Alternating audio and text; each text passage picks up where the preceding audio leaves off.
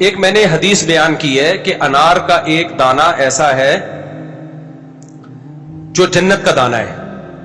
میں نے حدیث بیان کی تھی کہ ہر انار میں ایک دانہ ایسا ہوتا ہے, حدیث میں آتا ہے, جو کہاں سے آیا ہے, جنت سے آیا. تو ایک اہل حدیث مولانا, وہ اہل حدیث بھی نہیں ہے, پتہ نہیں کیا ہے وہ, واللہ عالم. میں نے سمجھا کہ شاید اہل حدیث ہوں گے, وہ کچھ اور ہی چیزیں تو آ رہی ہیں مارکیٹ میں, تو پتہ ہی نہیں چلتا یہ سعودی عرب کے مفتیوں کے مقلد ہیں یا حدیث کے فالوور, کچھ کھوپڑی میں سمجھ نہیں آتی بات. خیر وہ جو بھی ہے ہم سے اچھے ہی ہوں گے, میرا مقصد ان کی برائی نہیں ہے. انہوں نے پورا 20 منٹ کا کلپ بنایا یا 15 منٹ کا میرے خلاف کہ اس نے یہ حدیث بیان کی ہے, یہ صحیح حدیث نہیں ہے, یہ موضوع حدیث ہے, اس میں تو سعودیوں کے مفتیوں کا بھی یہی فتویٰ ہے, اور اللہ بھلا کرے علماء دیوبند کا بھی یہی فتویٰ ہے کہ یہ انار کے اندر جو ایک دانہ ہے وہ جنت کا دانہ, یہ حدیث موضوع ہے. من گڑا تھا پورا 10-15 منٹ کا. تو میں نے سنا وہ کل بیٹھ کے, اسٹائل ان کا صحیح ہی تھا, لیکن 10-15 منٹ ایک بات کو طول دیا. میں نے کہا یار اتنا کرنے کی کیا ضرورت تھی, مجھے کہیں سے میسج بھجوا دیتے, مفتی صاحب یہ حدیث ضعیف ہے, میں تحقیق کر کے رجوع کا اعلان کر دیتا. یہ کیا ہے بھائی, مجھ سے غلطی ہوئی ہے, اس پہ اتنا لمبا کلپ بنانے کی کیا ضرورت تھی. تو واقعی میں نے جب تحقیق کی تو وہ حدیث صحیح نہیں ہے, تو میں رجوع کر رہا ہوں بھائی وہ حدیث کیا ہے. میں نے دور حدیث میں وہ حدیث پڑھی تھی, اس وقت مجھے تحقیق کا موقع نہیں ملا تھا. اب چونکہ وہ کوئی شرعی مسائل سے تعلق بھی نہیں ہے نا, اس کا شرعی مسئلہ جب بیان کیا جاتا ہے اس میں تو بہت تحقیق کر کے حدیثیں دیکھی جاتی ہیں. انار سے متعلق ایک فضیلت کی حدیث مجھے یاد تھی, اور میں اس کا اہتمام کرتا ہوں کوئی ضعیف حدیث فضائل میں بھی میں لوگوں کو نہ سناؤں. آپ نے میرے بیانات میں بہت کم ہے کہ کوئی ایسی حدیث میں نے سنائی ہو جو ضعیف ہے. اور اگر پھر بھی انسان غلطی سے سنا دے تو اس کا طریقہ یہ ہے کہ آپ کسی ذریعے سے مجھے پیغام بھجوا دیں کہ بھئی یہ حدیث کیا ہے, ضعیف ہے, یا آپ 2 منٹ کا کلپ ریکارڈ کروا دیں بھئی مفتی صاحب نے یہ حدیث بیان کی لیکن یہ ٹھیک نہیں ہے. جیسے کہ عرب علماء بھی ایسا ہی کرتے ہیں, اور ایسا ہوتا ہے. ہم تو اختلافی مسائل جب پڑھتے ہیں تو بہت دفعہ ایسا ہوتا ہے کہ فلاں جو حدیث بیان کر رہا ہے وہ ضعیف ہے. تو انہوں نے بیچاروں نے 10-15 منٹ اتنی لمبی بات کر لی. میں نے تو دیکھا نا, میرا عنوان تھا, میرا نام تھا, میں نے کہا دیکھوں کیا. تو مجھے اتنا غصہ ہے بھائی, ٹو دا پوائنٹ بات تو کرے نا, آگے ہے کیا وہ کہ میں نے غلطی کیا کی. وہ آخر میں جا کے بتایا کہ جی یہ حدیث ضعیف ہے.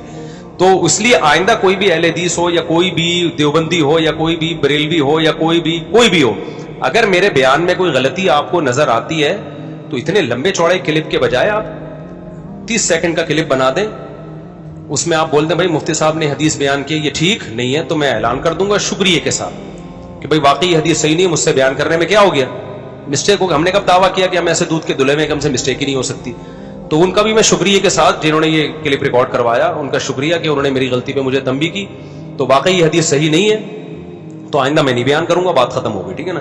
تو بات کو طول نہیں دینا چاہیے. میرا بیان کرنے کا مقصد یہ ہے کہ ذرا سی بات کو آپ رائی کا پہاڑ بنا دے, وہ اتنا لمبا چوڑا.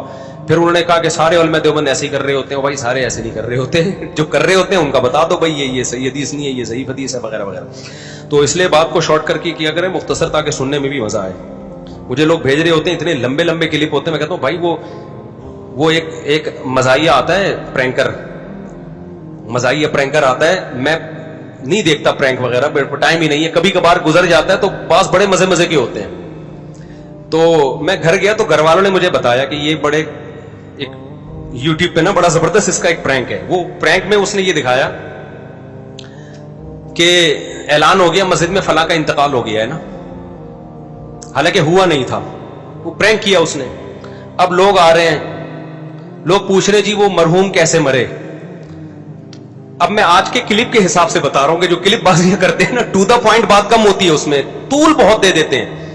تو اس نے بتایا کہ جی وہ ایسے ہوا تھا کہ وہ مرحوم جو ایسے مرے کہ وہ ہوا یہ تھا کہ صبح صبح نکلے, بائک پہ بیٹھے.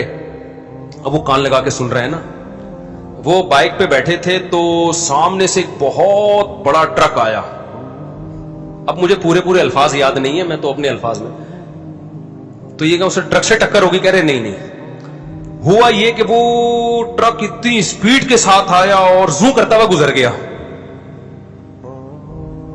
تو کیا مطلب نہیں مرے وہ؟ نہیں, ابھی نہیں مرے, آگے بتا رہا ہوں. اچھا پھر کیا ہوا, جو مرے کیسے؟ کہہ رہے پھر وہ گزر گیا, وہ اس سے کچھ نہیں ہوا ان کو نا.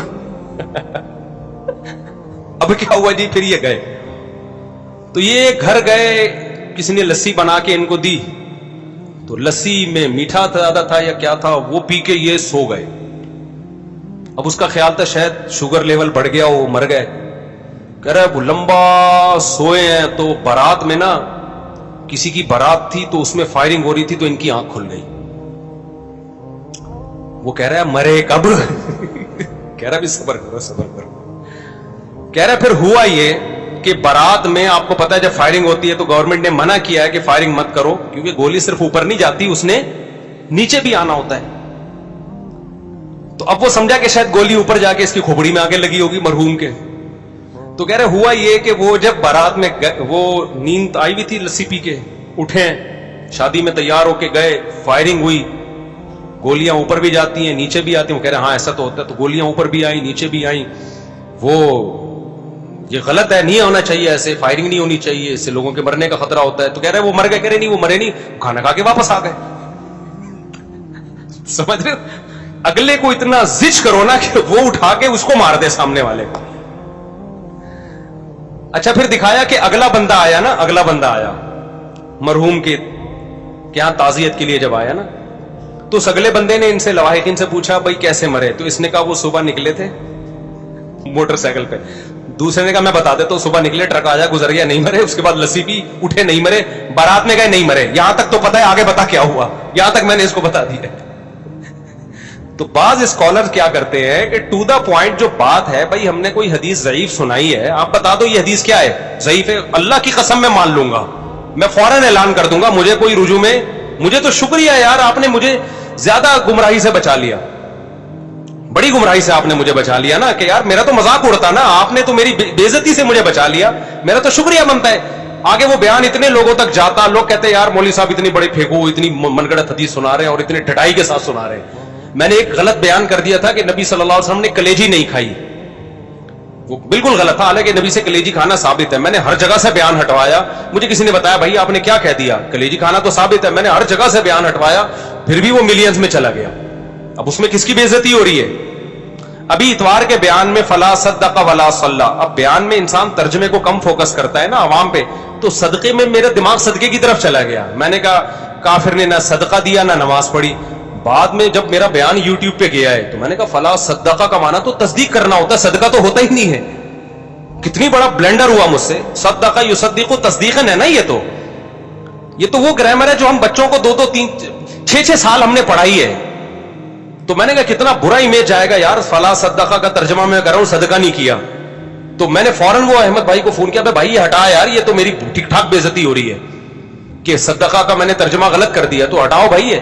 اب ایسے موقع پہ اگر کوئی فوراً مجھے فون کر کے کہتے کہ مفتی صاحب صدقہ کا ترجمہ میں آپ سے کیا ہو گئی ہے, غلطی ہو گئی, وہ صدقہ نہیں ہے وہ صدقہ ہے. ویسے بھی صدقہ کا وہ صدقہ بنتا ہی نہیں ہے نا, تصدیق سے, وہ تو واضح, تو میرے پر احسان ہوتا نا. تو یہ مسٹیک ہر آدمی سے زبان کی مسٹیک ہوتی ہے, اس کا طریقہ یہ کہ بھائی آپ اس کو تمیز سے بتا دیں, پھر بھی رجوع نہ کرے, پھر آپ بولو یار بڑا بدتمیز آدمی ہے, ڈھیٹ آدمی ہے, اس کو بتایا بھی ہے پھر بھی رجوع نہیں کر رہا, یا تو ایکسپلین کرے, رجوع پھر بھی نہیں کر رہا. تو کہیں بھی ایسی بات ہو ٹو دا پوائنٹ, اختلاف کو اتنی ہوا نہیں دینی چاہیے, سمجھتے ہو کہ نہیں سمجھتے ہو.